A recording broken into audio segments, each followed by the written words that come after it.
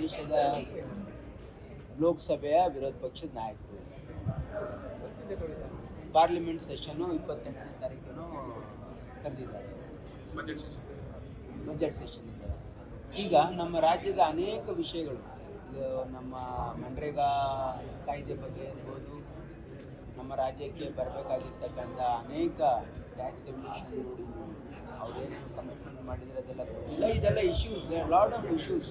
ನಮಗೆ ರಾಯಚೂರಿಗೆ ಏಮ್ಸ್ ಕೊಡ್ತಕ್ಕಂಥದ್ದು ಇರ್ಬೋದು, ನಮ್ಮ UK ಇಶ್ಯೂಸ್ ಇರ್ಬೋದು, ಇರಿಗೇಷನ್ ಇಶ್ಯೂಸ್ ಇರ್ಬೋದು, ಭಾಳಷ್ಟು ವಿಷಯಗಳು ಇವತ್ತು ಪಾರ್ಲಿಮೆಂಟ್ನಲ್ಲಿ ಅದನ್ನು ಚರ್ಚೆ ಮಾಡೋದಕ್ಕೆ ಇದ್ದಾವೆ. ಹಾಗಾಗಿ ಅದ್ರ ಬಗ್ಗೆ ಮಾನ್ಯ ಮುಖ್ಯಮಂತ್ರಿಗಳು ರಾಹುಲ್ ಗಾಂಧೀಜಿ ಅವ್ರ ಜೊತೆ ಚರ್ಚೆ ಮಾಡಿದ್ರು.